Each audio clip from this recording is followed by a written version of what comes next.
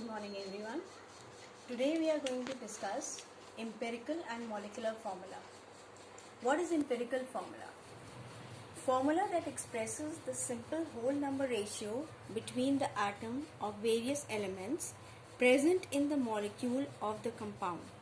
That is known as empirical formula. For example, the formula of glucose is written as C6H12O6, but the simple whole number ratio of carbon, hydrogen and oxygen is 1:2:1. So the simplest formula becomes CH2O, that is 1C1H2O1. Now molecular formula is the formula that expresses the actual number of atoms present in the molecule of a compound. Example, the molecular formula of glucose is C6H12O6. This represents one molecule of glucose. Now here the number of carbon atoms in one molecule is 6, hydrogen is 12 and oxygen is 6. This is not the simplest whole number ratio. Now molecular formula can be derived from empirical formula by multiplying it by a factor n. Now empirical formula mass. What is empirical formula mass? Empirical formula we had got is CH2O. So if you add 12 is atomic mass of carbon, plus 2 is 1 into 2, atomic mass of hydrogen is 1 into 2, plus 16, that is one atom of oxygen, we get it as 30. This is empirical formula mass. What is molecular formula mass? Molecular formula is C6H12O6. So it will become 12 into 6, because there are 6 atoms of carbon, then hydrogen is 1 into 12, plus 6 into 16 is atomic mass of oxygen, and there are 6 atoms of oxygen, and when we add this it becomes 180 AMU. This is molecular mass of glucose. Alright, next we have to understand how do we find out an empirical formula and molecular formula of any substance, unknown substance. Now an unknown compound is found to contain 40% of carbon, 6.7% hydrogen and 53.3% oxygen with a molecular mass of 60 grams per mole. What is the molecular formula of the unknown compound? The atomic mass of carbon is 12, hydrogen is 1 and oxygen is 16. This may or may not be given in the question, so you are expected to know it. Now elements, we have to form a table like this. It becomes simpler and more systematic. Elements are listed here. The elements given in the question are carbon, hydrogen and oxygen. Their percentage is given in the question. Carbon is 40, hydrogen is 6.7, oxygen is 53.3.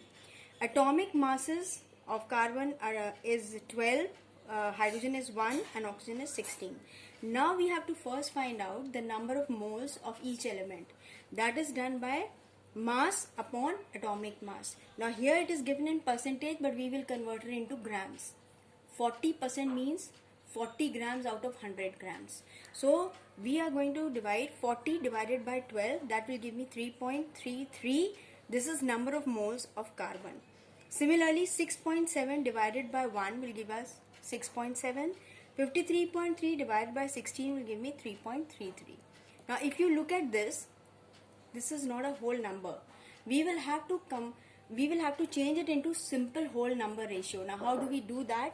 Out of these three, which is the least number? That is obviously 3.33. So we will divide each one of them by 3.33 to convert them into simple whole number ratio. So here 3.33 divided by 3.33 will give you 1, and here 6.7 divided by 33 will give you 2.01, which is approximately equal to 2. So we will take it as 2 because it is more closer to 2. Now 3.33 divided by 3.33 will be 1. So the simple whole number ratio we have got is 1:2:1. So we will write carbon is to hydrogen is to oxygen will be 1:2:1, and this empirical formula thus becomes C1H2O1, can be simply written as CH2O. And empirical formula mass, as I have already told you, how do we calculate it? This will be 1 atom into 12, This will be 2 into 1 and this will be 1 into 16 added together will give you 30. And molecular mass is already given to you in the question, and that is 60 grams. It is given here. So what we have to find out the value of n, because we will multiply the empirical formula mass by n to convert it into molecular mass. So here molecular mass is 60 and empirical formula mass is 30, divided it is equal to 2. So empirical formula will be multiplied by 2 to convert it into molecular formula. Here we have done it. CH2O multiplied by 2 will give us C2H4O2. So this will be our molecular formula. Now there are variations in the numericals which we have on empirical and molecular formula. So there are some hints which I have given you which will help you to solve different type of questions. For example, if molecular mass is not given to you in the question, but vapor density is given in its place, then we have to find out molecular mass is equal to 2 into vapor density. You can multiply it by 2 and convert it into molecular mass. Second case is to calculate the number of moles of water of crystallization. Suppose the percentage is given to you for water. So you will have to divide it by 18 to convert it into number of moles of water. Third case is if percentage of one of the elements is not given in the question, then add those which are given and subtract from 100. Now we were discussing this question. Something to keep in mind is when we add, like we have taken percentage means out of 100. So if we will add mass of all these three, it should come to 100 grams. If suppose carbon was given, hydrogen was given, but oxygen was not given, in that case we will add carbon and hydrogen and subtract it from 100 to get the percentage grams of oxygen.